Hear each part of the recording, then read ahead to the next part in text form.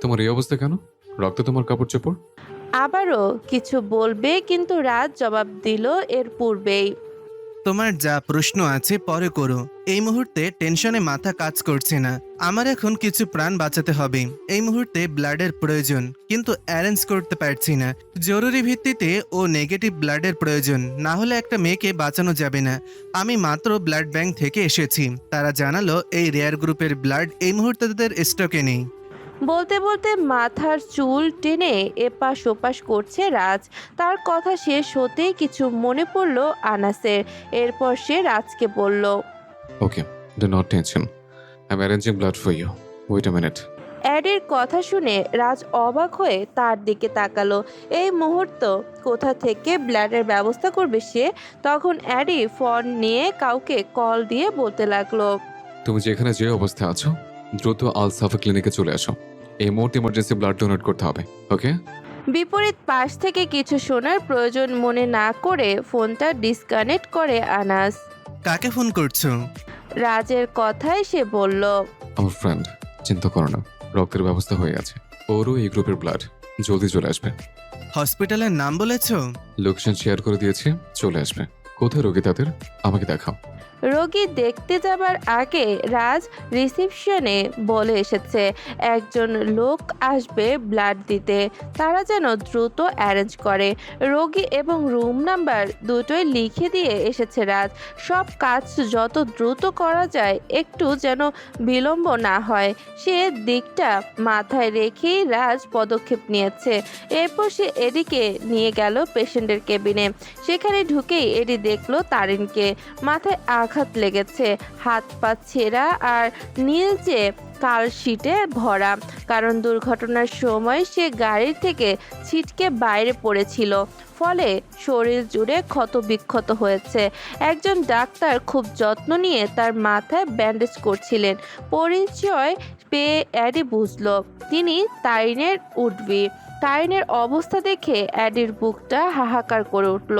মনে মনে সে দোয়া করলো তার মায়াবিনী যেন আল্লাহর রহমতে ঠিক থাকে। কিন্তু আশ্চর্য, এখানে যারাকে কোথাও দেখতে পেল না। তবে কি ওরা সত্যি যারাকেই টার্গেট করেছে? কিন্তু আমার অজান্তা কোথায়? হিসাব মতে বাকি দুজনের একজন নেই। কি হচ্ছে বুঝতে পারছে না সে। ভার্সিটিতে রোকসারের সঙ্গে তো এই মেয়েটাই থাকে। এখন মনে হচ্ছে অ্যাডির আশঙ্কা মিথ্যে নয়। হয়তো দুই বান্ধবী ছিল গাড়িতে। আচানকভাবে ওদের দু বোন ভেবেই শত্রুপক্ষ পিষে ফেলতে চেয়েছিল। তাহলে যারা কোথায় ভেবেই বিচলিত হচ্ছে অ্যাডি। ওরা আরও একটা রুমে আসে যেখানে অপর মেয়েটিকে রাখা হয়েছে। সে রাজের নিকট জানালো দুটি অটি হওয়ার কথা ছিল। তার মধ্যে ড্রাইভারের অপারেশন শেষের দিকে, কারণ তার অপারেশনের জন্য রক্তের ব্যবস্থা হয়ে গেছে। রিয়ার রক্তের গ্রুপের জোগাড় হয়নি বলে উপর মেয়েটির অপারেশন এখনো হয়নি। বিচলিত মন নিয়ে অ্যাডি তারিনকে দেখে চলে এসেছে অন্য মেয়েটির খোঁজে, কনফার্ম হতে কে সেই অপর পেশেন্ট। কিন্তু যা হবার হলো, সেখানে গিয়ে সে যা দেখলো তাতে তার বুক কেঁপে উঠল। তার মায়াবিনী ফুলটা মৃতপ্রায় নির্জীব অবস্থায় শুয়ে আছে বেডে। ডাক্তাররা প্রাইমারি স্টেপ দিয়ে রেখেছে, তবে এখনো মাথা থেকে গুলি বের করা হয়নি। তারা রক্তের জন্য অপেক্ষা করছে। রক্ত হাতে পেলেই রোকসারের অটি শুরু হবে। এমন সময় আলরাজি এসে পৌঁছালো হাসপাতালে। রক্ত দেওয়ার প্রসেসিং শুরু হয়ে গেল। আর কিছুক্ষণ পরেই রোকসারকে দ্রুত অটিতে নিয়ে যাওয়া হবে। রাজ হঠাৎ ভাইয়ের এহেন রূপ দেখে ভরকে গেল। অ্যাডি সোজা বেডে গিয়ে পেশেন্টকে জড়িয়ে ধরে এরপর মুখে এলোপাথারি চুমু খায়। তার মনে প্রশ্ন, ও এভাবে একটা মেয়েকে চুমু খাচ্ছে কেন? ও তো এঙ্গেজড। হঠাৎ মাথায় উদয় হলো, আচ্ছা কোনোভাবে এই মেয়েটা তার উঠবে না তো? এরপর সে শুনতে পেল অ্যাডি বলছে, মায়াবিনী, তুমি ওঠো না। তোমাকে এভাবে নির্জীবের মতো পড়ে থাকতে দেখে আমি পাগল হয়ে যাচ্ছি। তুমি তো সেই সাহসী প্রতিবাদী মেয়ে, এভাবে নীরব শুয়ে থাকার মেয়ে তো নয়। কিভাবে এমন হলো তুমি?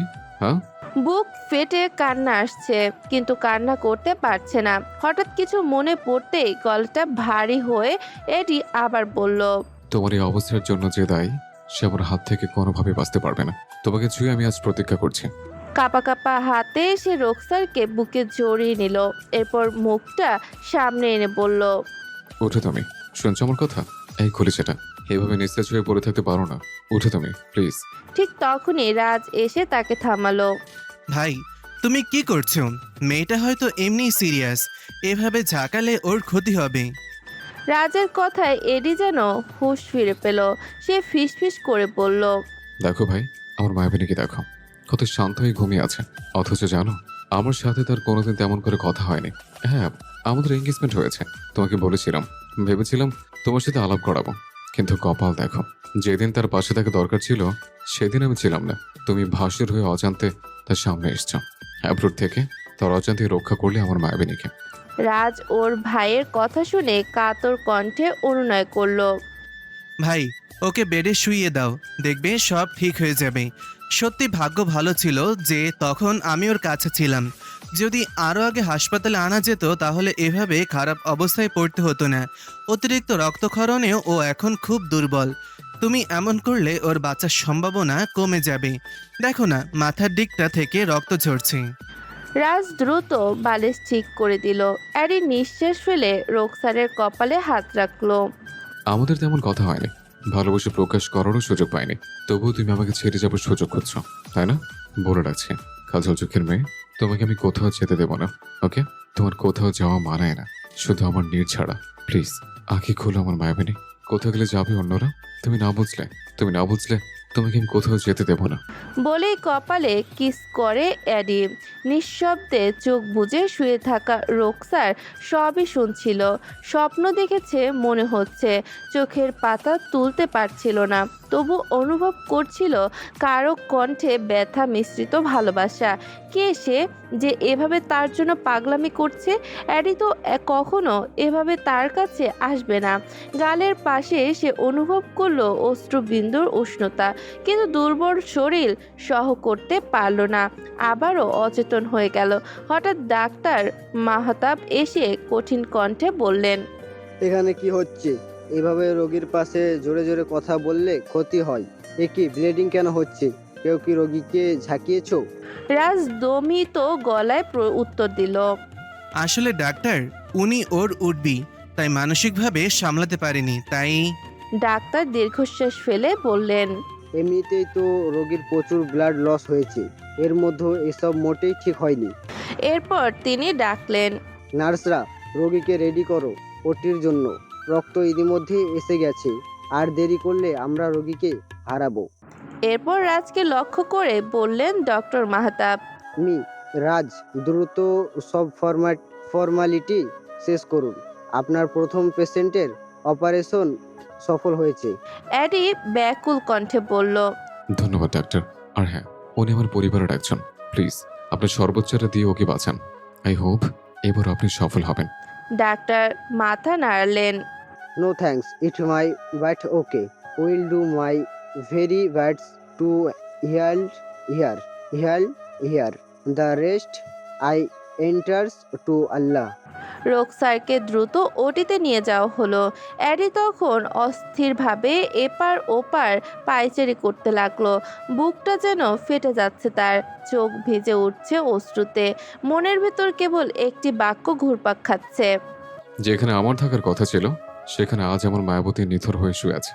রাজ কি করবে বুঝতে পারছে না। হঠাৎ করে এমন একটা সিচুয়েশন ক্রিয়েট হবে সত্যিই সে ভাবতে পারেনি। সে অ্যাব্রোডে থেকে এসেছিল বিড়িতে কাউকে না জানিয়ে যে এখানে এসে সবাইকে সারপ্রাইজ দেবে, কিন্তু এখানে এসে সে নিজেই সারপ্রাইজ হয়ে যাবে কখনো ভাবেনি। এছাড়া যে যাদের বাঁচানো হয়েছে তাদের মধ্যে একজন তার ভাইয়ের উঠবে, অন্যজন তার বান্ধবী। ভাইকে এইভাবে দেখে ভালো লাগছে না রাজের। অপারেশন শেষ হবে কতক্ষণ সময় লাগে বলা যায় না। ডক্টর মাহতাব সেই রকম বলেছেন। অ্যাডের জন্য একটা রুম নেয়ার কথা ভেবে তাকে জানায় রাজ, কিন্তু তার কাছ থেকে সে উত্তর পায়নি। রাজ একটু দূরে সরে যায়। তখন অ্যাডির নিকট আসে রাজীব। সে রক্ত দিয়ে সোজা অ্যাডির নিকট এসে উপস্থিত হয়। রাজ একটা নার্সের সাথে কথা বলছে ব্যাক সাইড দিয়ে, তাই রাজি বুঝতে পারেনি কে ছিল সে। রাজি এসে বলল এদিকে। Eddie, what happened? Everything is okay. রাজির কথায় তার দিকে তাকায় এডি। তখন রাজি দেখলো এডির চোখ লাল হয়ে আছে। মানুষের কান্না পেলে জোর করে থামানোর চেষ্টা করলে যেমন চোখের পেশিতে চাপ পড়ে আর লাল হয়, তেমনি মাত্র অতিরিক্ত চাপ দেওয়ায় এডির চোখ লাল হয়ে গেছে। রাজি ভড়কে গেছে তার এই রূপ দেখে। কি এমন হয়েছে যার জন্য কিছু সময়ের ব্যবধানে এডি এর এই অবস্থা? একটু আগেই না ওরা একসাথে ছিল। সে এডিকে কখনো এমন দেখেনি। ইভেন যখন কিছুদিন আগে তার সিক্রেট প্রেমিকা অজান্তার হদিস পাওয়া যাচ্ছিল না, তার জন্য সে এত কষ্ট পেয়েছে, তখনও তো এমন ভেঙে পড়েনি। এডি আচমকা তাকে জড়িয়ে ধরে বলে, no no, it's not everything okay Raji. বন্ধুর স্কন্ধে হাত রেখে রাজি বলল, সব কিছু ঠিক আছে তো? কার কি হয়েছে যার জন্য রক্তের ব্যবস্থা করছো? আমাকে বলো। তোমার ফোন পেয়ে আমি তো চিন্তায় পড়ে গেছি যখন আসতে বললে। এরপর হসপিটালের লোকেশন ও শেয়ার করলে। কার কি হয়েছে সারা রাস্তা ভেবে এসেছি। পিসি ঠিক আছে? Uncle aunty is okay? সবাই ঠিকঠাক আছে, কিন্তু আমার ভাইয়ের কলিজা ঠিক নেই। ততক্ষণে কাছ থেকে কেউ কথা বলায় এদিকে ছেড়ে দাঁড়ালো রাজি। আপাতত ব্যক্তির কথায় তার পানে তাকিয়ে যেই বলবে কিছু, অমনি পরিচিত কাউকে দেখে বিস্মিত রাজি। সাথে সাথে মুখ থেকে প্রশ্ন বের হয়ে গেল, ভাইয়া তুমি এখানে কখন এলে বেরিতে? কয় এডি তো তোমার কথা কিছু বলেনি আগে। আর কি বললে? কারো কিছু হয়নি, কিন্তু ভাইয়ার কলিজা হোয়াট অল দিস খুলে বলবে। কেউ হচ্ছেটা কি এখানে?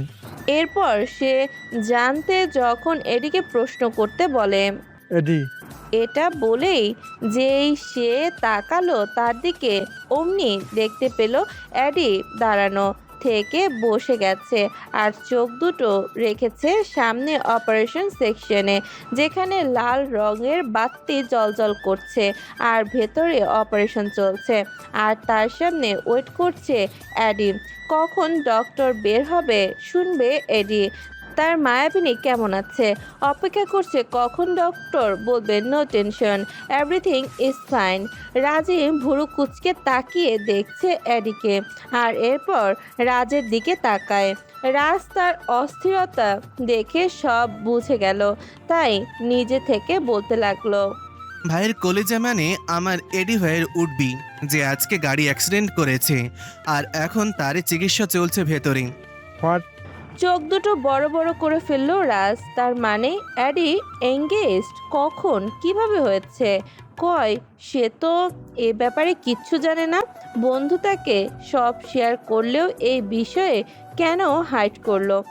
তাহলে এতদিন ধরে যে অজান্তা নামে কেউ ছিল, কতটা দৌড়ের উপর ছিল, একমাত্র ক্লোজ ফ্রেন্ড হিসেবে সেই জানে। এই বিষয়ে সে যখন জানে না, তার মানে বন্ধু মহলে কেউই জানে না। রাজ এবার কিছুটা বিরক্ত রাজের রিয়াকশনে। সে যতদূর জানে অ্যারের বন্ধুদের মধ্যে আলরাজি একটু ডিসেন্ট, পোলা লাইট। এখন সে যে ধরনের বিহেভ করছে, মানে কিছুটা অসঙ্গতিপূর্ণ। কারণ এমন অবস্থায় কেউ এত প্রশ্ন করা আর জানার মধ্যে মানুষ থাকে না, তাই বলল, তোমার রিয়াকশন দেখে মনে হচ্ছে তুমি এই ব্যাপারে অবগত নও যে এডি এঙ্গেজড। এখন এগুলো বলার সময় না, বরং এ ব্যাপারে পরে তুমি জেনে নিও। রাজি ব্যাপারটা ধরতে পেরে নিজেকে সামলে নিল। এরপর রাজকে বলল, সরি, আসলে আমি এই ব্যাপারে অবগত নয় ব্রো, কিন্তু ভাবি কেমনে অ্যাক্সিডেন্ট করলো। পুরোপুরি আমিও জানি না।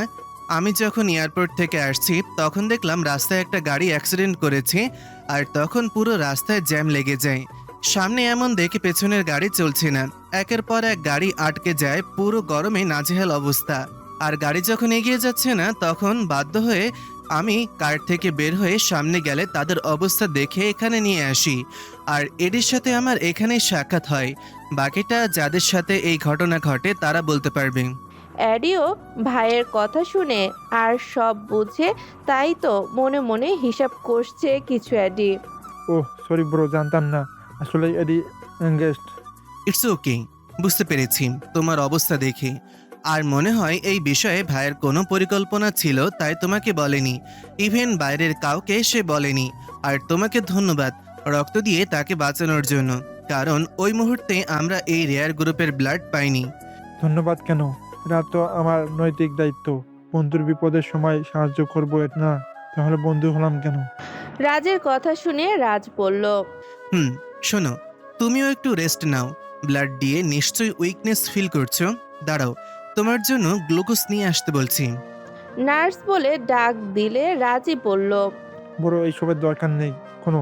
ফোন নিয়ে নেটের জন্য এদিক ওদিক করতে করতে বলল রাজ। না, দরকার ঠিকই আছে। শোনো, তুমি ওর পাশে থাকো একটু, আমি একটু বাইরে গিয়ে কথা বলে আসছি, কারণ এখানে নেটওয়ার্ক আনস্টেবল দেখাচ্ছে। বাসায় কল করে এই ব্যাপারে জানিয়ে দিচ্ছি। রাজি একে তো রক্ত দিয়েছে, তার উপর কতগুলো গোপন তথ্য, সবকিছু মিলিয়ে মাথা ফাঁকা হয়ে এলো। বসে গেল বন্ধুর সাথে, তার সিচুয়েশন দেখে বলল। একটা কেবিন নেওয়া জরুরি এডি। No response. বন্ধুর দিক থেকে রাজীব পুনরায় বুঝতে লাগলো সে এখন একটা কেবিন নিবে, সেখানে যেন আপাতত বসে ওয়েট করে অ্যাডি। এত হাইপার হলে হিতে বিপরীত হতে পারে। অ্যাডি শুধু পলক ফেলল বন্ধুকে দেখে ও তার কথা শুনে।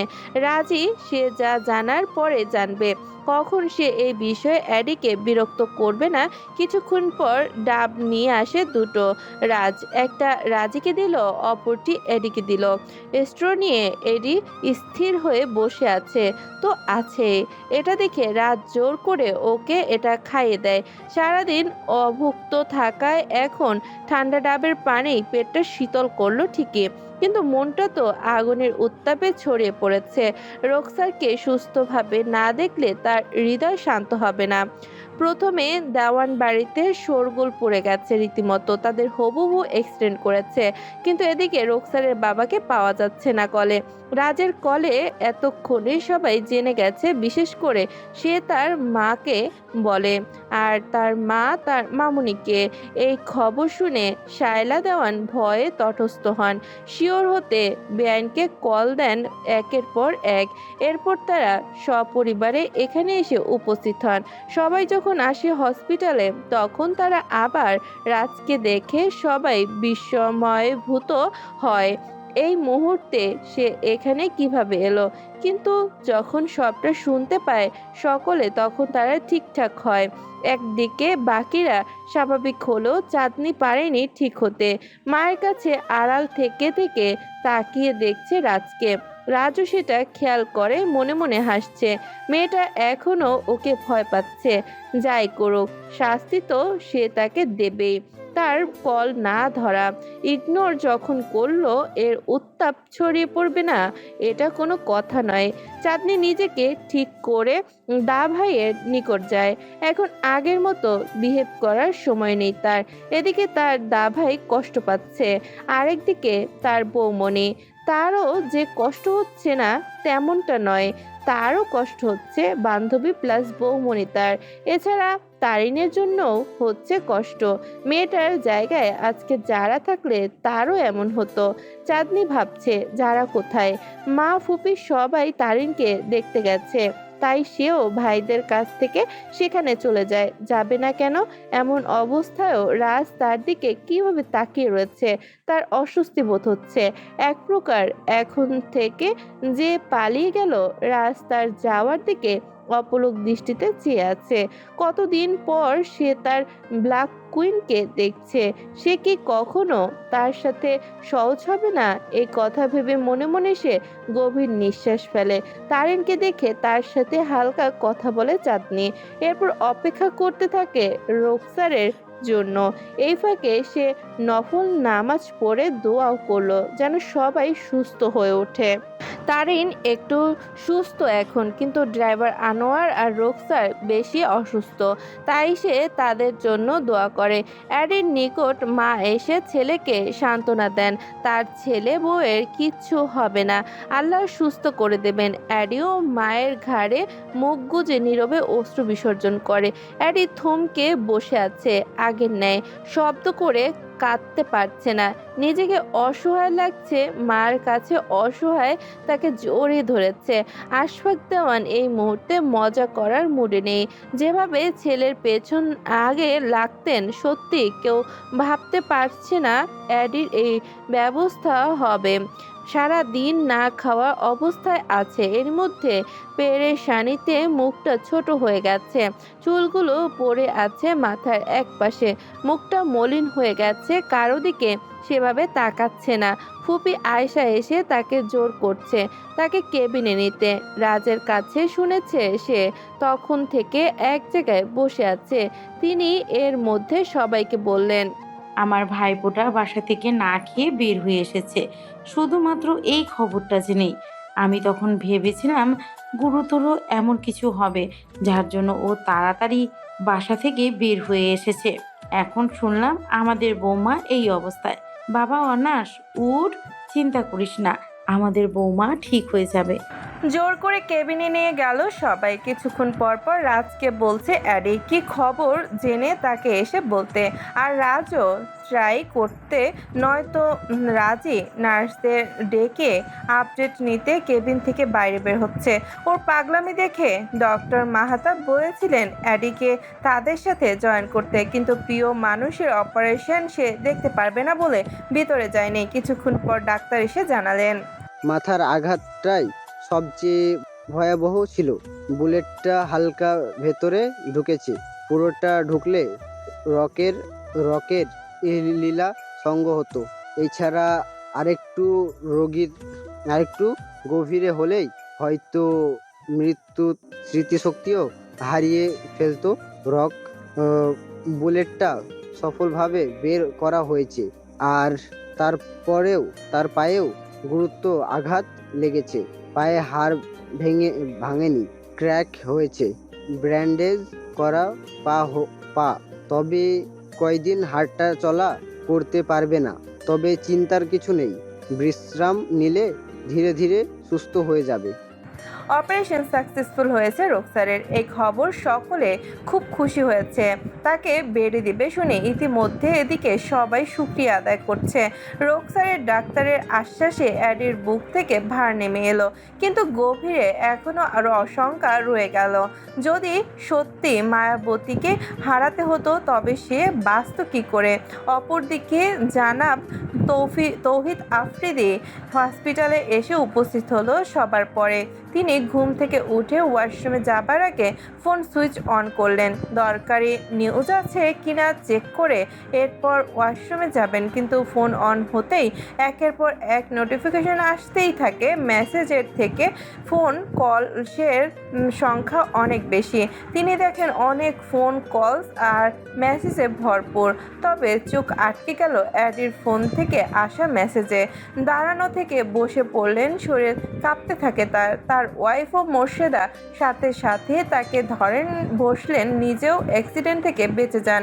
এরপর এক মুহূর্ত দেরি না করে বাসা থেকে বের হন তারা। আগে তার ফোনে চার্জ ছিল না, তাই তার ফোনে চার্জ ছিল, নয়তো এতগুলো ফোনের মধ্যে সে আগেই সজাগ হতো আর খবর পেত। এর মধ্যে মিসেস মোর্শেদা ফোন সাইলেন্ট ছিল, ঘুমের আগে, তাই উভয় এই খবর থেকে দূরে ছিল। 5টার দিকে সেফার মা ডাকলো তাদের নামাজের জন্য। এদিকে তারা উঠছে না দেখে আগের মতো ভাবলো তারা ঘুম হয়তো এখনো নিচে নামেনি। যারা বাড়িতে নেই, রোকসার থাকলে নিজেও নামাজ পড়ে আর তাদেরকেও ডেকে দেয়। আসরের পর স্ন্যাক্সও সেই রেডি করে। ফোনে না পেয়ে প্রথমে অ্যাডি তাকে বার্তা পাঠায় আর সাথে হসপিটালের লোকেশন।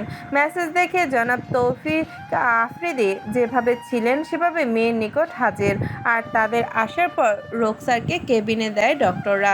জনাব আফ্রিদি সাহেব মেয়ের জন্য অনেক কান্না করেন। কে থেকে কি হয়ে গেল, কি এমন কাজ করলো, তার এত বড় শত্রু কে হলো যে তার মেয়েকে মেরে দিতে চেয়েছে? মেয়েকে দেখে এসে আফ্রিদি সাহেব অ্যাডিকে জানায় কি করবে এখন, পুলিশের হেল্প নেবে না সে কিছু করবে? অ্যাডি বলল তখন তার কথা শুনে, সময় হলে আমি আপনাকে সব বলবো, আগে মোর রোগসার ঠিক হোক। আফ্রিদি সাহেবের পর বাকি সবাই চুপচাপ দেখে আসে, আর সবার শেষে আসলো অ্যাডি। আস্তে আস্তে তার শিউরে বসে ঝুঁকে কপালের ভাঁজে চুমু খায়। অক্সিজেনের মাস্ক লাগানো, তবুও চুমু দিল। এরপর যে হাতটা ক্যানোলাহীন সেটা নিজের হাতে চেপে ওষ্ঠ ছুঁয়ে বলে, দেখবে মায়াবিনী, আমি ছুঁয়ে দিলে তোমার সব ক্ষত সেরে যাবে।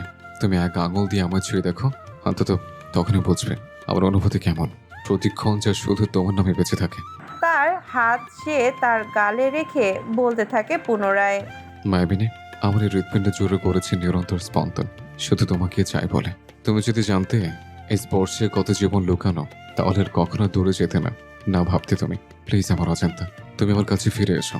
তোমার অভিমানের প্রহর ভেঙে আমি আমাদের প্রাণের তাজমহল করব। জনাব তৌফিক আফ্রিদি হসপিটালে এলে দাওয়ান বাড়ির সদস্যরা এগিয়ে যান তাদের নিকট, বিশেষ করে আশফাক দাওয়ান। তিনি সবকিছু বলতে লাগলো, কি হয়েছে না হয়েছে। ডক্টরের কথা শুনে তারা সবাই খুশি হলো, কিন্তু অ্যাডি কোনো রিয়াকশন ছিল না। রোকসারকে কেবিনে দিলে সর্বপ্রথম রোকসারের বাবাকে দেখতে দেন তারা। এরপর একে একে সবাই দেখে আসে। এরই মধ্যে তৌফিক সিদ্দিকী যখন মেয়ের সাক্ষাতের জন্য যান, তখন আনাস গেল তারিনের নিকট, কারণ এতক্ষণ অ্যাডির ভয় তটস্থ ছিল। তার মায়াবতী ঠিক হবে কিনা সেটা নিয়ে ছিল আতঙ্কিত। এখন আশ্বস্ত হয়ে বরং রিল্যাক্সে শ্বাস নিতে লাগলো। সে তারিনের নিকট গিয়ে জেনে আসে আসলে ওদের সাথে কি ঘটেছিল তখন। এরপর সবার পালা শেষ হলে অ্যাডি গেল রোকসারকে দেখতে। অ্যাডি যখন রোকসারকে দেখতে গেল, তৌফিক সিদ্দিকী তখন আনোয়ার হোসেনকে দেখছেন। তিনি আইসিইউর সামনে গিয়ে এরপর দরজা থেকে দেখেই সরে আসেন। আনোয়ারের এই অবস্থা দেখে তার মনটা আরও খারাপ হয়ে গেল। 19টা বছর ধরে সেবা দিয়ে যাচ্ছে বিশ্বস্ততার সঙ্গে মানুষটা তাকে। আজকে তার পরিবারের জন্য ওর সাথে এমনটা হলো। যাই হোক, তিনি তার সুস্থতার জন্য যা কিছু দরকার শেষ পর্যন্ত থাকবেন বলে গভীর নিঃশ্বাস ছাড়েন। হঠাৎ করে যারার কথা মনে পড়ে গেল তার। দুজন এখানে, তবে তার আরেক মেয়ে যারা কোথায়? জনাব তৌফিকের সাহেবের সাথে আছেন জনাব আশফাক আর তার ভাই আয়মান দেওয়ান। আফ্রিদি সাহেব আশেপাশে দেখছেন তার ওয়াইফ আছে কিনা। গাড়িতে মেয়েদের জন্য এত কিছু বলে গেছে, কিন্তু এখন কোনো সারা শব্দ নেই। মনে মনে বলে আশেপাশে তাকাতে দেখতে পেলেন মৌসুব নেই। না, তিনি কাউকে দেখতে পেলেন না। মনে মনে ভাবছেন, তবে কি মৌসুদ জারার নিকট গেল আরেক মেয়ের খবর জানতে? তখন তিনি অ্যাডির বাবাকে বলেন, ভাই সাহেব, আমার আরেক মেয়ে যারা কোথায়? ওকে তো দেখছিলাম। ওকে কোনো কেবিনে রাখা হয়েছে? আশফাক দেওয়ান এই বিষয়ে সব জানেন না, মানে তার আরেক মেয়ে কোথায়? যেহেতু আফ্রিদি সাহেব বললেন আরেকজনের কথা, তাই তিনি তাকে নিয়ে গেলেন তারিনকে যেখানে রেখেছে সেখানে। ওনারা সবাই ওখানে গেলে দেখতে পান মহিলারা সবাই এখানেই আছে। মিসেস মোর্শেদা পাগল পাগল হয়ে তাকে জিজ্ঞাসা করে যাচ্ছে, যারা কোথায়? এখানে 2 বোন থাকার কথা, সেখানে যারা নেই। বিষয়টি তাকে ভাবিয়ে তুলছে। কিভাবে কি হয়েছে সব বললে তখন তারিন তাদের বলল, আন্টি, আসলে আমি আর রক্স কিছু কেনাকাটা করতে সুপার মার্কেটে যাব সিদ্ধান্ত নিয়েছিলাম। ইচ্ছে ছিল সন্ধ্যার দিকে বাসা থেকে বের হব, কিন্তু পরে রক্স নিজের থেকেই অফার করে তখন সে যেতে পারবে না। তাই ভার্সিটি থেকে বের হওয়ার সময় রক্স বলেছিল যারাকে, যারা তুমি আনোয়ার আঙ্কেলের সাথে বাড়ি চলে যাও, আমি এখন বাড়ি যাব না। কেন বাড়ি যাবে না জানতে চাইলে রোকসার তাকে বলল, আমি আর তারিন শপে যাব কিছু কেনাকাটা করতে। তাই কিন্তু তখন যারা বলল রোকসারকে, তুমি এখন কি কিনবে? তখন রোকসার তাকে বলল, আসলে আমার জন্য তেমন কিছু না, তারিনের বার্থডে আছে, সেই উপলক্ষে কিছু কিনবো। তুমি চাইলে আমাদের সাথে আসতে পারো। যারা তখন বলছে, আমি যেতে পারবো না, তাহলে তোমরা চলে যাও, আমি আরো পরে যাব। বলে গাড়িতে রক্সকে নিয়ে যেতে বলল। অবশ্য তখন যারার বান্ধবীরা ভার্সিটিতেই ছিল। ওর আগে আমরা বের হয়েছিলাম, তাই তো আমাদের অ্যাক্সিডেন্টটা ভার্সিটি কিংবা বাসার দিকে হয়নি, হয়েছে মেন রোড থেকে বিপরীত দিক থেকে। সেখান থেকে 4টে রাস্তা মিল হয়েছে। আমরা শপিং সেন্টারে ঢোকার আগেই টের পেলাম কারা যেন আমাদেরকে ফলো করছে। তাই একেবারে শপিং মলে না গিয়ে গাড়িটা অন্যদিকে ধাবিত করে রক্স। মিসেস মোর্শেদা হাঁপ ছাড়লো তারিনের কথা শুনে। যারা তাহলে ওদের সাথে ছিল না, কিন্তু ও ভার্সিটিতে দেরি করলো কেন? শুধু কি বন্ধুদের জন্য নাকি অন্য কিছু? তিনি ভাবছেন মূলত যারা নিজের গাড়ি কখনো রোকসারের জন্য ছাড়ে না, আজকেই কেন ছাড়লো বিষয়টি মনে মনে রাখেন। এরপর ফোন নিয়ে মেয়েকে আবারও কল দেন। এবারও রিং হচ্ছে কিন্তু রিসিভ হচ্ছে না। এতক্ষণ ধরে যে ভয়টা তার ছিল সেটা এখন নেই। রোকসারের পর তারিনকে দেখে মনটা তার ভালো হয়ে গেছে যে আপাতত যারা সেফ আছে, কিন্তু মেয়েটা ফোন রিসিভ করছে না দেখে তিনি যার পরনাই বিরক্ত। এদিকে শেষ কথা আফ্রিদি সাহেবও শোনেন। প্রথমে রোকসারের খোঁজ করেন আর দেখেও নেন। এরপর যারার খোঁজ করলে শুনতে পেলেন সেখানে যারা নেই, বরং উঠে আসে মেয়ের বান্ধবী তারিনের নাম। তৌফিক আফ্রিদির মনে বেজে উঠল ভীতিকর আভাস। যারা কোথায়?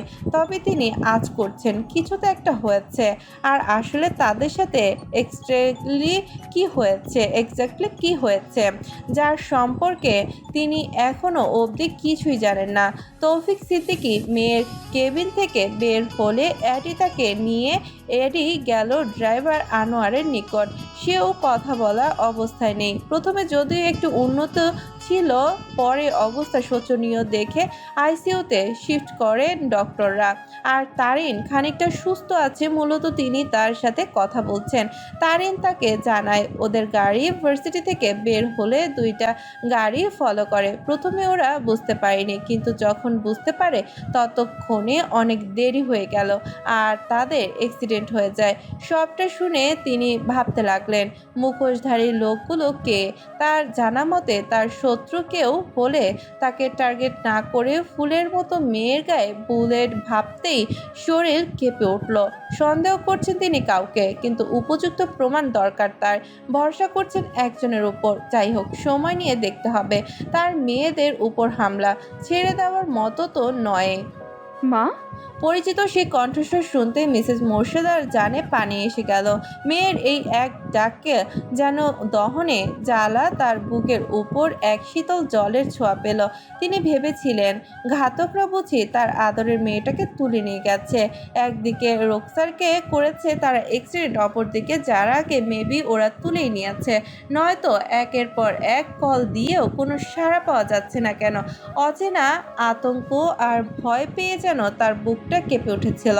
এছাড়া তারিনের মুখে যখন শুনলেন যারা আমাদের সঙ্গে ছিল না, তখন মনটা খানিকটা শান্ত হলেও ভয়টা কিন্তু কাটেনি। তবে সে ফোন ধরছে না কেন? কিছু তো একটা হয়েছে। তার অবচেতন মন তা বারবার এই সব কল্পনা জল্পনা করে গিয়েছে মিসেস মোর্শেদা সিদ্দিকী। এখন নিজের মেয়েকে চোখের সামনে দেখে মনে মনে খুশি হলেন, আবার রেগেও গেলেন একটু এগিয়ে গিয়ে। তুমি এতক্ষণ কোথায় ছিলে যারা? আর কিছু না ভেবে মিসেস মোর্শেদা যারার গালে সজোরে চড় বসিয়ে দিলেন। ঠাস! মিসেস মোর্শেদার কাণ্ডে যারা পুরো ভ্যাবাচাকা খেয়ে গেছে। থাপ্পড়ের চোট এত বেশি ছিল যে যারা ফ্লোরে ছিটকে পড়ে। সবার সামনে থাপ্পড় খেয়ে বেচারি যারা চোখ মুখে অন্ধকার দেখে। কিন্তু তখন একটা ছেলে এসে ওকে আগলে নেয়। যারা ভেবে পাচ্ছে না আসতেই মা তাকে এভাবে সবার সামনে মেরেছে কেন। যারা রেস্টুরেন্ট থেকে যখন বের হবার প্রস্তুতি নেয়, তখন সে কাঁধ ব্যাগ থেকে ফোন বের করে যেই ফোনের ওয়ালপেপার চোখ রাখে, অতঃপর সে তখন দেখতে পেল অনেকগুলো ফোন কল শো করছে। মায়ের টেক্সট মেসেজ দেখে যারা দেরি করলো না, তখন জাস্ট পাখির মতো উড়াল দিয়ে রওনা দিয়েছে কখন গন্তব্যে পৌঁছাবে, তাই যার সাথে রেস্টুরেন্টে ছিল তাকে বিদায় না দিয়ে আসছিল। কিন্তু তখন তার পাশে থাকা ছেলেটিও ওর এভাবে যাওয়া দেখে পিছু নেয়। সেও ভেবেছে নিশ্চিত কোনো দুর্ঘটনা ঘটেছে। যাওয়ার পথে তার প্রেয়সীর অ্যাক্সিডেন্ট হতে পারে। যেভাবে উল্কা বেগে যাচ্ছে, তাকে সেফলি বাসায় পৌঁছাতে সেও পিছু পিছু আসে। যারা ভেবেছিল ওর বাবার হার্ট অ্যাটাক হয়েছে, ইদানিং এই সমস্যা হচ্ছে তার বাবার। বেশি পরিমাণে চাপ নেয় অফিসিয়াল কাজে। সে ভেবেছে হয়তো এই গরমে বাবা কোনোভাবে উইক হয়ে পড়েছেন। বাবাকে দেখতে এসে সে মায়ের কাছ থেকে এভাবে সোজা থাপ্পড় খেয়ে নেবে। কোশমিন কালেও ভাবেনি, কখনো তার মা তার সাথে এমন আচরণ করেননি। ভীষণ অভিমান হয়েছে তার এখন মায়ের ওপর। আশেপাশ থেকে মানুষ দেখছে তাকে, সে দেখলো চাঁদনিটা হাঁ করে তাকে দেখছে। এর মানে এখানে অপরিচিত মুখগুলো চাঁদনির পরিবারের লোকজন। রোকসারের হবু শ্বশুরবাড়ির লোকজনের সামনে তার ইজ্জতের ফালুদা হয়ে গেছে ভেবে মনে মনে রেগে ওঠে যারা।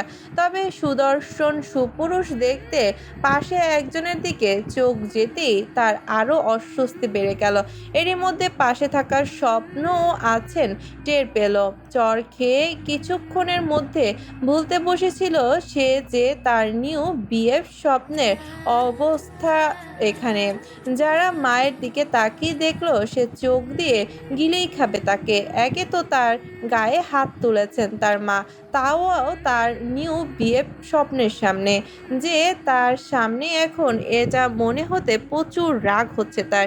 কি দোষ তার? ফোন ধরেনি তাই? মা ভালো করে বলতে পারত তাকে, সে কেন ধরেনি? যারা দেখলো একটা লোককে সিদ্দিকী সাহেব কি যেন বলে তার দিকে এগিয়ে আসছেন। এক পাশে মহিলারা কথা বলছিল আর অপর পাশে পুরুষরা। আর যারা এসে মাকে দেখিয়ে আগে ওনার নিকট গিয়ে তাকে ডেকে উঠলো। এরপর যা হবার হলো। মা তুমি আমাকে মারলে কেন? যারা গালে হাত বুলাতে বুলাতে মনে মনে ভাবছে একদিনে এই গালটা কত লোড নেবে। সকালে সাতচন্নি সানার থেকে বেঁচে গিয়ে লাভ হয়নি, বরং সেই চট ঘুরে ফিরে মায়ের হাতেই খেলাম। রোকসারকে তখন আমার গালটা চর থাপ্পড় থেকে তুই কিটা রেহাই দিলেও শেষমেশ যা হবার হলো। এখন আমার গালটা ফেটে গেল। হালকা ব্যথা অনুভব করতে লাগলো যারার কপাল। রোকসারের শ্বশুর বাড়ির লোকজন যেহেতু ওকে দেখছে তাই সে লজ্জায় তাকাতে পারছে না তাদের কারো দিকে। একটা ছেলে যারাকে ফ্লোর থেকে তুলতে দেখে মিসেস মোর্শেদার কপালে ভাঁজ পড়ে। এরপর কিছু একটা বুঝে নেন, চারপাশে সবকিছু অবলোকন করে মেয়ের উদ্দেশ্যে বলতে থাকেন। এতক্ষণ কোথায় ছিলে তুমি, যার জন্য এত লেট? না বাসায় এসেছো আর না। তাকে কথা শেষ করতে না দিয়ে যারা বলে উঠল, মম প্লিজ তুমি আস্তে কথা বলো, এটা একটা হসপিটাল। আর তুমি তো কখনো এত রুডলি বিহেভ করো না, আর এখন যে করছো তাও সফটলি না। যারা মায়ের চোখ মুখ শক্ত হতে দেখে যারা বেশি কিছু বললো না, সরাসরি বলতে লাগলো, মম প্লিজ রাগ করো না, আমি ফ্রেন্ডসদের সঙ্গে ছিলাম, ওদের সাথে লাঞ্চ করেছি, এই জন্যই লেট হয়ে গেছে। তুমি তো ছোট বাচ্চা নাও যে সব কিছু বোঝো না। হাতের ফোন দেখিয়ে পুনরায় মেয়েকে বললেন, এই ফোনটা কিসের জন্য? প্রয়োজনীয় সময় যদি ফোন দিলে না পাওয়া যায়, এতগুলো ফোন দিয়েছি, অন্তত পক্ষে ফোনটা তো রিসিভ করবে তুমি। মম ড্যাড ঠিক আছো তো? প্লিজ বলো। আম সরি মম, আমি বুঝতে পারিনি এতগুলো কলস এসেছে, ফোনটা সাইলেন্ট ছিল মম। আফ্রিদি সাহেব ছিলেন বেআইদের সাথে দারুণ। তিনিও চমকে যান তার ওয়াইফের কাণ্ডে। তার ওয়াইফ কখনো মেয়েদের গায়ে হাত তোলেননি তিনি জানেন, তবে আজকে তার ওয়াইফ বেশ চটেছে বুঝতে পারলেন। তার এতদিনের সংসার জীবনে তাকে কখনো এত রেগে থাকতে তিনি দেখেননি। আগেই নিজের ওয়াইফকে থামাতে এগিয়ে আসবেন, কিন্তু তিনি হঠাৎ করে থেমে যান। মা ও মেয়ের মধ্যে তিনি আসতে চাননি এখন।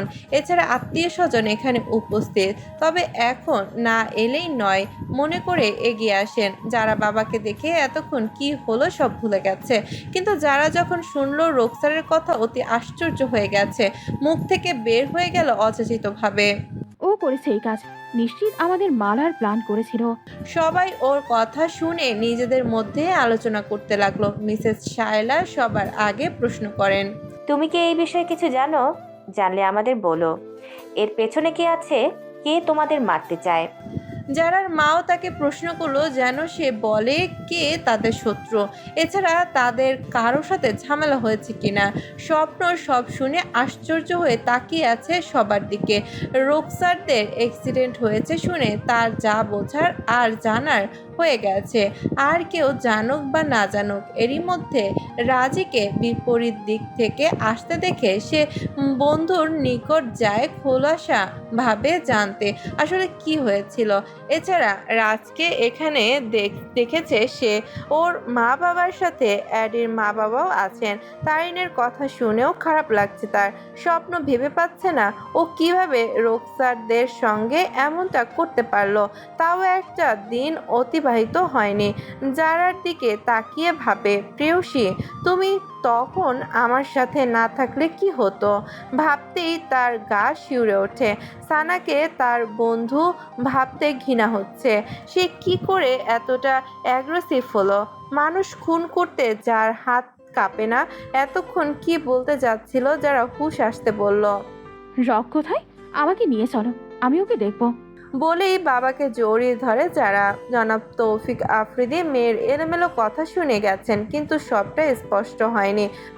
পরে তিনি কারো নিকট জানালেন বলে ভেবে নেন সে কে, যে তার মেয়েদের পেছনে পড়ে আছে।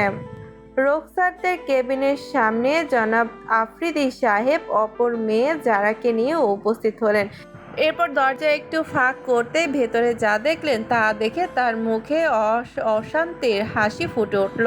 ভেতরে দেখা গেল এডি তার মেয়ের হাত ধরে বসে আছে আর নিচু স্বরে কি যেন বলছে। তবে যা দেখা যাচ্ছে সেটা নিশ্চয়ই ভালোবাসা, উদ্বেগ আর যত্ন মেশানো কিছু কথা। আর এই দৃশ্য দেখে সিদ্দিকী সাহেবের মনে এক অদ্ভুত প্রশান্তি ছেয়ে গেল। তিনি তখন মনে মনে বললেন, যে আমার মেয়ের কষ্টে এভাবে অস্থির হয়, যে তার জন্য নিজের সীমা ভুলে পাগলামি করে ফেলে, সেই তো সত্যিকারে ভালোবাসা। নিঃসন্দেহে আমার রক্সার ভাগ্যবতী যে এমন জামাই পেয়েছে। এই ছেলেটির চোখে তিনি নিজেরই তরুণ কালের প্রতিচ্ছবি দেখলেন। যেমন তিনি একসময় মনিরার জন্য পাগল ছিলেন, এতদিন তো এডির কার্যক্রম দেখে ফিদা ছিলেন। আজকে মূলত এখানে এসেই তিনি সেটা সব থেকে বেশি বুঝতে পেরেছেন যে এমন খাঁটি হিরে তিনি খুঁজলেও মেয়ের জন্য পেতেন না, বরং এই হীরের টুকরো নিজে এসে ধরা দিয়েছে, যেমন সোনার হরিণ ধরা দেয় মানুষের নিকট। কারণ প্রথমে তো তিনি মেয়ের অ্যাক্সিডেন্ট সম্পর্কে অজ্ঞাত ছিলেন, সঠিক সময়ে জানতে পারেননি। এরই মধ্যে যা কিছু হয়েছে বিআই সাহেব সব কিছু পুঙ্খানুপুঙ্খভাবে খোলাসা করে বলেছেন তাকে। এখানে অ্যাডি তার মেয়ের জন্য ডেসপারেটলি ডক্টরের সাথে কি করেছে, তার বউকে তার জীবিত চাই বলে হুমকি পর্যন্ত দিয়েছেন। রোকসারের যেন কিছুই না হয়, যা লাগবে সে এফোর্ট দিবে। সময় মতো রক্তও নাকি অ্যারেঞ্জ করেছে তার বন্ধুর মাধ্যমে। এটা মূলত রাজ বলেছে তাকে।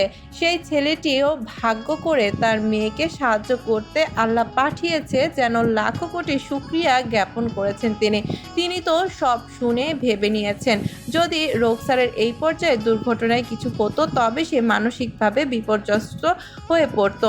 কখনো স্বাভাবিক হতো কিনা আদৌ জানেন না, আর ভাবতেও পারছেন না। তিনি প্রয়াত স্ত্রী মনিরার জন্য যা করছেন সব কিছু ছবি হয়ে ভাসছে চোখে। সব কিছু শুনে তিনি ভেতরে ভেতরে ভয় পেয়েছিলেন, যদি সত্যি কিছু ভয়াবহ ঘটে যেত, বিশেষ করে তার হবু জামাইকে কিভাবে সামলাতো তখন। তিনি তো স্ত্রীগত হবার পর নিজের ভালোবাসার শেষ স্মৃতি রোকসারকে নিয়ে বেঁচেছিলেন। হবু জামাইয়ের সব শুনে তিনি অবাক ও আনন্দিত হয়েছিলেন। হাসপাতালে অ্যাডির প্রতিটি মুহূর্ত ব্যস্ততা, উদ্বেগ, অস্থিরতায় তাকে অভিভূত করেছে। তিনি সবসময় এমন এক ছেলেকে চেয়েছিলেন যে তার পরেও রোকসারকে নিজের থেকেও বেশি গুরুত্ব দেবে, আগলে রাখবে, ভালোবাসবে। আজ সেই স্বপ্ন যেন চোখের সামনে পূর্ণতা পেল। এই ছেলে আমার মেয়ের যোগ্য। প্রথম দিনে প্রথম দেখাই আমি মানুষ চিনেছি। Thanks god. মনে মনে বললেন তিনি। পুনরায় বললেন, আমি এখন নিশ্চিত যে আমার রকের জীবনের তার সঠিক মানুষটি এসেছে, সে তাকে সুখে রাখবে। তিনি যেন জানতেন সে এখনো এখানে আছে, তাই গলা খাকারি দিয়ে উপস্থিত হয়েছেন, কাউকে সাড়া দিচ্ছেন, বোঝালেন। আর এদিকে যারা বাবার কাণ্ড দেখে কিছু বুঝতে পারছে না, মানে সিদ্দিক সাহেব মেয়েকে সামনে যেতে দিচ্ছেন না, বরং তিনি দরজার নিকট দাঁড়িয়ে আছেন এমন করে যেন যারার কিছু দেখতেও না পায়। কি হলো বাবা, ভেতরে যাচ্ছ না কেন? স্ট্যাচু হয়ে আছো। ঠিক তখনই দরজা খুলে গেল। জনাব তৌফিক আফ্রিদি এগিয়ে গেলেন, কিন্তু যারা হঠাৎ থমকে দাঁড়ালো। পা দুটো যেন মেঝেতে গেঁথে গেছে। এতক্ষণ বাবার পেছনে ছিল, যেই বাবার সামনে এগিয়ে গেল, তারপর যা দেখলো চোখ তার ছানা বড়া হয়ে গেল। চোখের সামনে অ্যাডিকে দেখে অবাক বিস্ময়ে ফ্যালফ্যাল করে তাকিয়ে রইল সে। আর সিদ্দিকী সাহেব প্রফুল্ল হাসিতে বললেন পুনরায় অ্যাডিকে, যাও বাবা, এবার গিয়ে ফ্রেশ হয়ে কিছু খেয়ে নাও। অন্তত আমরা ওর নিকট আছি। শুনলাম তুমি সারাদিন একটুও খাবার খাওনি। এখনো খালি মুখে থাকার রিজন নেই, কারণ তোমার উড বি সেফ আছে। বসা থেকে অ্যাডি উঠে জোরপূর্বক হাসলো। ততক্ষণে শায়লা মানে তার মাও উপস্থিত। রোগীর রুমে ভিড় না করে হবু বউকে দেখে ছেলেকে নিয়ে তার বুক করা কেবিনে গেল। রাজ সেখানে খাবারের আয়োজন করেছে। যারা খাবে, তখন আসরের আজান পড়ে গেছে। হালকা খাবার খেয়ে নেবে না হয়। যারা আছেন, অ্যাডি মায়ের সাথে যেতে যেতে যারাকে দেখে। মেয়েটার মুখের সব কিছু দেখছে সে। যারা যা এক্সপ্রেশন দিল, মনে মনে এক দফা এডি হেসেছে।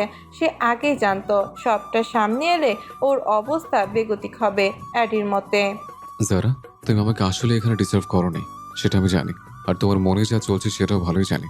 তবে তুমি যা করেছো তার উল্টো দাম দিলাম আর কি। প্রশ্নাত্মক চাহনি কাটিয়ে চলে গেল অ্যাডি। মেয়ের গালে হাত বুলিয়ে বলছেন আফ্রিদি সাহেব রোকসারকে, তোমার জন্য শেষ পর্যন্ত চিন্তা মুক্ত হলাম মা। সত্যি আনাস দেওয়ান আমার মেয়ের জন্য উপযুক্ত জীবনসঙ্গী। আমার মনের মতো জামাই পেয়েছি মা। মায়ের জন্য মানিক রতন পেলাম। দোয়া রইল তুমি সবসময় সুখে থাকবে।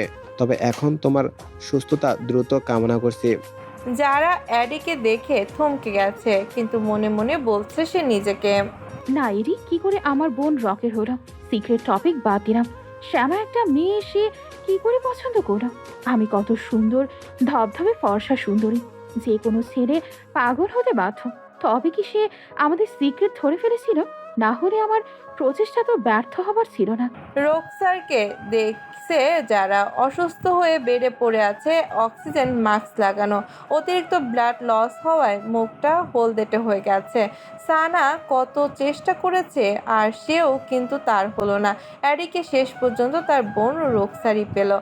গাপলা তো আছে, ঘটকা লাগলো তার। অ্যাডি সব কিছু জেনে গেল না তো? কিন্তু না, জানেনি। বোধহয় মনে মনে বলছে, যদি অ্যাডি জানে সব, তার কি যে অপরাধ বোধ হবে। সামনে যেতে পারবে না তাদের। সে তো আগের মতো নেই, হলে বিষয়টি অন্যরকম ছিল। এখন নিজের সঙ্গে নিজে লড়ছে। এই যে আবার দ্বিধাদ্বন্দ্ব শুরু করছে মনে মনে। সে জানে না সে কিছুই না, সে সব জানে। ভাবতে ভাবতে যারের মাথা ব্যথা উপশম। এরপর মনে মনে একে একে ক্যালকুলেশন করে সব কিছু। হঠাৎ করে স্বপ্ন নামটা আসে ওর মাথায়। এর মানে কি সানা কিছু জেনেছিল, যার জন্য র্যাক দিয়েছে আমাকে? আবার ভালোবাসার জন্য রককে আমি ভেবে, উফ, মেবি মানে কি ওই সানাই আমার জন্য রককে এই অবস্থা করেছে। হঠাৎ সে বের হয়ে গেল বাবাকে বলে। আফ্রিদি সাহেব যারার যাওয়া দেখে অবাক। মাত্র সে আসলোই, আবার চলেও গেল। ডক্টর এরই মধ্যে এসেছেন চেক আপ করতে, তাই আফ্রিদি সাহেবও বের হয়ে গেলেন। অবশ্য যারা এখন স্বপ্নকে ভালোবাসতে শুরু করেছে। তবে অ্যাডি রোকসারের হয়েছে ভেবে অস্থির হচ্ছে যারা। এখন থেকে দুজন মুখোমুখি হবে। এছাড়া সে যা করেছে অন্যায় করেছে, ভাবলেই তার লজ্জা হচ্ছে। রিজেক্ট হয়েছে, দোষ নেই, কিন্তু প্রতারণা করেছে সে, আর সেটা অবশ্যই দোষের। আর যারা সেই দোষের কাতারে দাঁড়িয়ে আছে। যারা একা বারান্দায় এলো পাথারি পা ফেলে এগিয়ে যাচ্ছে, উদ্দেশ্যের স্বপ্নকে খুঁজে বের করা। সে তখন দরজার ওপারে অ্যাডিকে দেখেই তার শরীর যেন নিস্তব্ধ হয়ে গেল। চোখের সামনে এই দৃশ্য, অ্যাডির রোকসারের হাত ধরে বসে আছে। তার পক্ষে বিশ্বাস করা কঠিন হয়ে পড়ল। আগে কত চেষ্টা করেছিল যারা নিজেকে সামলাতে। একসময় সে নিজেও অ্যাডির দিকে টান অনুভব করেছিল, কিন্তু মুখে কিছু বলতে পারেনি। এরপর রোকসারের থেকে ফেভার নিয়েও মুখোমুখি হয়েছিল, কাজ হয়নি। আর এখন দেখো, যে মানুষটার দিকে একদিন চেয়ে থাকতো, সে এখন তার বোনের কি করে অ্যাডি রোকসারের নিকট আসলো? উফ, ওদের অ্যারেঞ্জ ম্যারেজ বললো বাবা। আসলে কি তাই ছিল, নাকি অ্যাডি সব কিছু জানতো, জেনেই আমাকে রিজেক্ট করেছে? সানাকেও জীবন থেকে হটিয়েছে। সুন্দরী মেয়েদের ছেড়ে সে শেষমেশ শ্যামা মেয়ে রোকসারকে বিয়ে পর্যন্ত এগিয়েছে।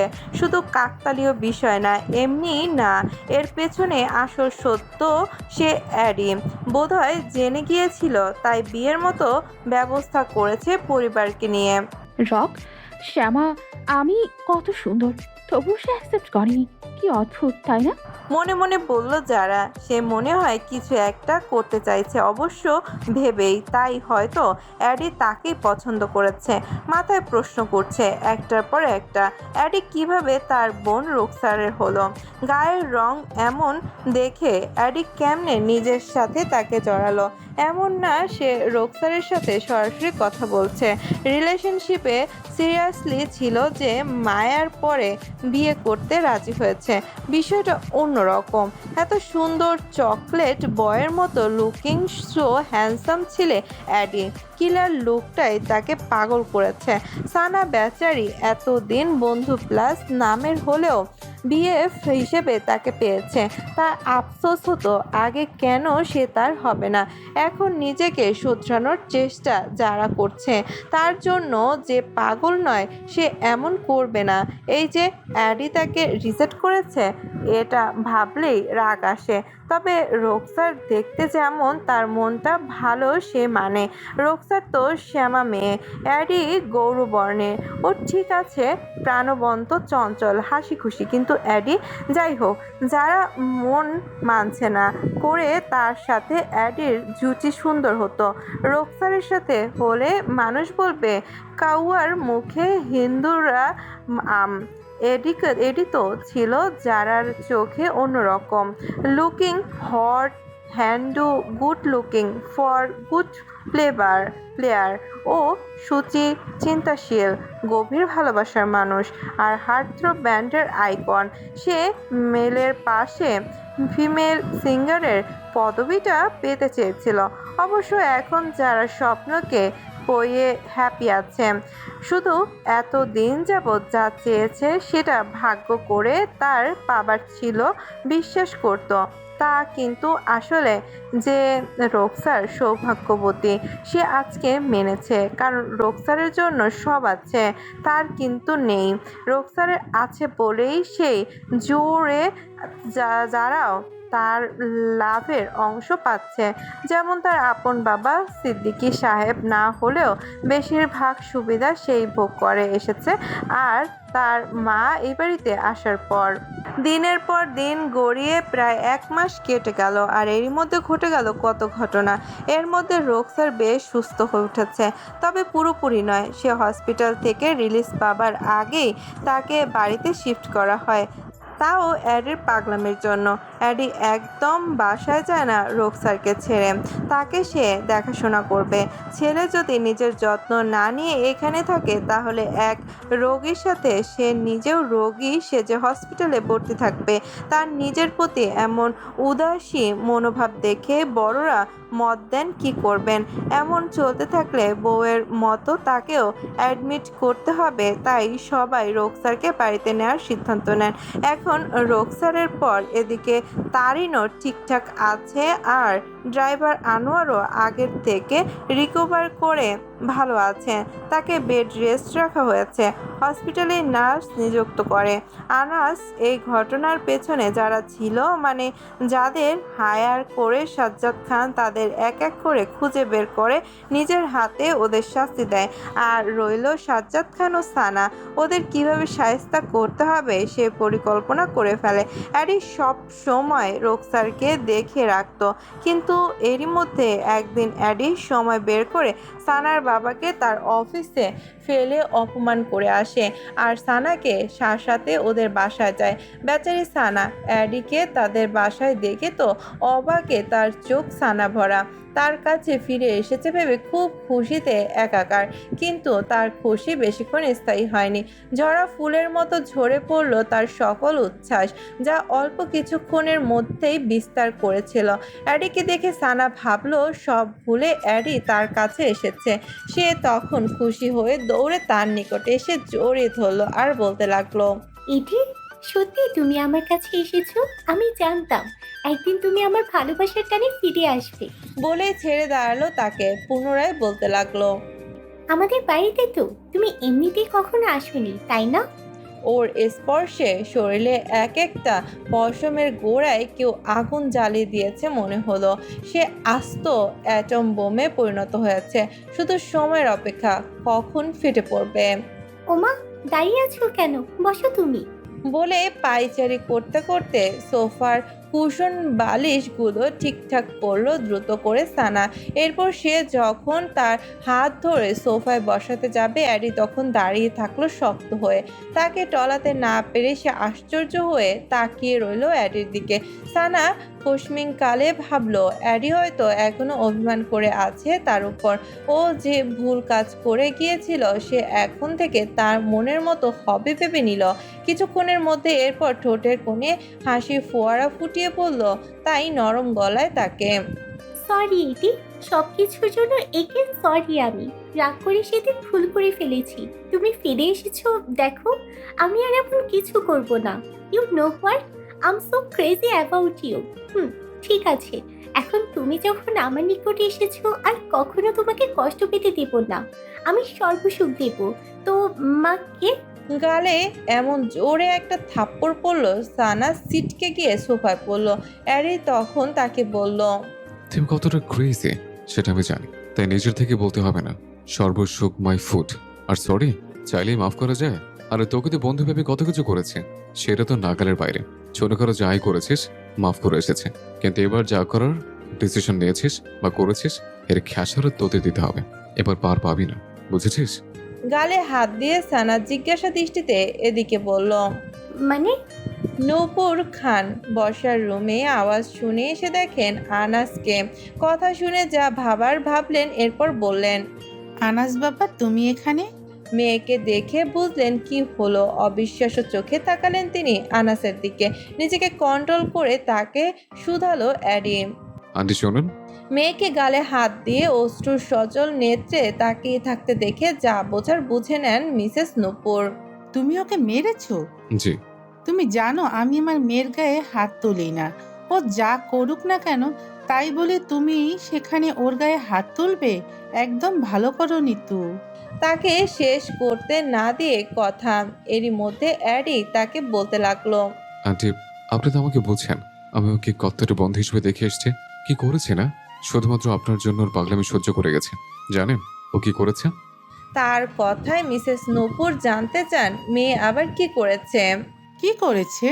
তাকে জিজ্ঞাসা করেও মেয়ের দিকে তাকাতেই সানা মাথা নিচু করে নেয়। আবার তাকালে তিনি বলেন, সানা, তুই আবার কি করলি মা? আনাস কি বলছে কি? তুই আবার কি করেছিস? তুই আমাকে আর শান্তি দিবি না বলে পণ করেছিস নাকি? আই সোয়ার আন্টি ও আপনার ছেলে হলে ওকে মেরে ফেলতাম আমি, কারণ ও মানুষ মারার জন্য লোক হায়ার করেছে, যাকে সুপারি দেয়া বলে। আজকে ভার্সিটিতে রাগ দিয়েছে আপনার মেয়ে। কত কিছু ঘটেছে জানেন? অতবার ভার্সিটির সংলগ্ন ঘটনা সবকিছু খোলাসা করে তাকে বলে এডি। এরপর পুনরায় বলল, আত্ম অহমিকা অপমানের ছোট্ট র্যাক থেকে সে মেয়েগুলোকে মারতে আপনার মেয়ে লোকজনকে হায়ার করেছে। এরপর তার ডিরেকশন অনুযায়ী ওরা ওদেরকে শুট করেছে। এরপর গাড়ি অ্যাক্সিডেন্ট করিয়েছে। যে লোক পাঠিয়েছে ওরা সফল হয়েছে। এখন সেই মেয়েদের সাথে গাড়ির ড্রাইভারের মৃত্যুর সঙ্গে পাঁচা লড়ছে। 3টা প্রাণ বাঁচা মরার সন্ধিক্ষণে আছে। কতটা বেড়েছে, কতটা ক্রেজি হলে কারোর প্রাণ নিতে তৎপর হয়ে ওঠে ভাবছেন কিছু? অন্ধকার জগতে যাদের বিচরণ থাকে তাদের সাথে ওঠা বসা আছে আপনার মেয়ের। অবশ্য থাকবে না কেন, বাবার গুণে মেয়ে, সেটাই তো আশা করা যায়। অবাক নয়নে সানার মা নূপুর খান। বিশ্বাস করতে কষ্ট হচ্ছে তার উদর থেকে জন্ম নেওয়া মেয়ে এমন ক্রাইমের সাথে জড়িয়ে পড়েছে। প্রাণ ওষ্ঠাগত যেন কোনো মতে বলল, সানা, আনাস এসব কি বলছে? তুই সত্যি এইসব কিছু করেছিস? ও কি বলবে আন্টি? সব শুনে দাঁড়ানো থেকে ভদ্র মহিলা বসে পড়েছেন ফ্লোরে। সে আবারও বলতে লাগলো, এরপর যা হয়েছে আপনি শুনলে অবাক হবেন না, বরং তাজ্জব বনে যাবেন। এই বলে সানার সব কাণ্ড সম্পর্কে বলে এরপর সাজ্জাদ খানের বিষয়ে বলে গেল তাদের বিজনেস সংক্রান্ত সব। সানার লোকজন কিছু করার আগেই সাজ্জাদ খানের লোকেরা সেদিন রোকসারের গাড়ির ক্ষতি করে দেয়। তবে সানা বেশ খুশি ছিল যারা আর রোকসারের অ্যাক্সিডেন্টের খবর শুনে। এছাড়া নিজের লোকদের ছাড়া অন্য কেউ তার কাজ করে দিয়েছে ভাবতেই তার খুশির অন্ত ছিল না। সাপও মরল, লাঠিও ভাঙলো না, কারণ এর সম্পর্কে অ্যাডি জানতে এলেও তাকে ধরতে পারতো না, তাই বেশি খুশি ছিল। মিসেস নূপুর ভালো মানুষ, তবদা খেয়ে তাকিয়ে আছে মেয়ে ও অ্যাডির দিকে। তিনি ভাবতে লাগলেন, আহ সাজ্জাদ, তুমিও নাছোড়বান্দা। মেয়েকে কোথায় সামলাবে তা না, নিজেও মেয়ের সাথে একই পথে হাঁটছো। তোমার জন্য মেয়েটা আমার পুরো উচ্ছনে গেছে। দীর্ঘশ্বাস টানেন তিনি ছেলের মতো দেখেন অ্যাডিকে। এর পেছনে তার স্বামীর নাম যখন উঠে আসে মা ও মেয়ে উভয়ই চমকায়। সানা মায়ের রূপ দেখে দৌড়ে নিজের রুমে চলে যায়। কখন তার পিঠে মা তাল ফাটাবেন শিওর নয়। চোখ মুখের রিয়াকশন দেখে পালালো। বাবা নেই কাছে, তাকে বাঁচাবে কে? সানা যেতে যেতে ভাবে, আই লাভ ইউ পাপা। তুমি তোমার মেয়ের জন্য কতটা রিস্ক নিয়েছ। মা যদি বুঝতো এতটা, তাহলে অ্যাডিকে না পেলেও আমি খুশি হতাম। মিসেস নূপুর রোকসারদের কথা শুনে মাপ চান অ্যাডির নিকট। ভার্সিটি সংক্রান্ত তথ্য, বিজনেস রিলেটেড সকল তথ্য তাকে অবগত করে। স্ত্রী হিসেবে বাকি কাজটা অনায়াসে ঠিক করতে পারবেন বলে অ্যাডি প্ল্যান করে মুখ্যম চাল দিতে সোজা সাজ্জাদ খানের বাড়িতে গিয়ে উপস্থিত হয়েছে। তার যা করার বাকিটা বাইরে থেকে কাভার করবে ঘরে সানার মা, নয়তো সাজ্জাদ খানের লেজ সহজে সোজা হবে না। কৌশলে মিয়া বিবির অ্যাটম বোম সে ফিক্সড করে দিল যাতে সহজেই মাত দেয়া যায়। নূপুর ভাবছেন, এদিকে ভাই নাহিদও তো আমাকে কিছু বললো না। এত কিছু ঘটে গেল ভার্সিটিতে, মেয়েটা কবে ঠিক হবে আল্লাহ তালাই জানেন। এরপর তিনি সেদিন রোকসারদের দেখতে হসপিটালে চলে যান আর তার বাবার নিকট মেয়ের হয়ে ক্ষমা চেয়ে আসেন। এই শত্রুতা নিঃশেষ করতে নূপুর খান স্বামীকে বোঝাবেন কথা দিলেন এডিকে। অ্যাডি বলে গেছে তাকে এটাই শেষ সুযোগ। সামনে যদি তার স্বামী এমন কিছু করে তবে তিনি ছাড় পাবেন না। মিসেস নূপুরের কথা ভেবে অ্যাডি সাজ্জাদকে কিছু করেননি। আর রোকসাররা সুস্থ বলে পুলিশি ঝামেলায় যাননি। কি হবে এসব করে? সম্মানিত লোক তারা, যদি কৌশল করে সমস্যা মিটমাট করা যায় করবে, অন্যথায় বাঁকা পথ তো খোলাই আছে। আর সানার শাস্তি তো হবেই, সেটা অ্যাডিকে না পেলে। আর অ্যাডি তো নিজেকে লিখে দিয়েছে তার মায়াবতীর নামে। এই মর্মদহন উপেক্ষা করতে পারবে কিনা সানা? তরফে ভোগ করতে হবে তার, শুধুমাত্র এটাই শাস্তি তার পক্ষ থেকে, যে কষ্ট অপ্রকাশ্য না সহনীয়। এখন অ্যাডির সামনে পরীক্ষা, তাই পড়ায় সে পুরো মনোযোগ দিয়েছে, কিন্তু বারবার মনোযোগ হারিয়ে ফেলছে। তার ঘরে সে ছাড়াও আরও একজন বিরাজ করছে। মেলি পারফিউমে ছড়িয়ে পড়েছে পুরো রুম জুড়ে, যা তার নারান্দে পৌঁছে গেছে। ব্যাস, তখন তার মনোযোগের ব্যাঘাত ঘটে গেল। থেকে অলংকারের মৃদু শব্দ প্রখর হচ্ছে শুনে ঘাড় ফিরিয়ে কাউকে দেখে মুচকি হেসে ওঠে। মনে মনে বলে, আমার মায়াবিনী মায়াবতী, তোমাকে গোসলের পর দেখলে মনে হয় তুমি ভোরের ফুটে স্নিগ্ধ শোভিত সতেজ একটা ফুল। বইয়ের ভাঁজে কলম রেখে বইটা বন্ধ করলো অ্যাডি। এরপর উঠে কয়েক পা হাঁটলো, এরপর কাউকে নিজের সাথে চেপে ধরে পড়ল।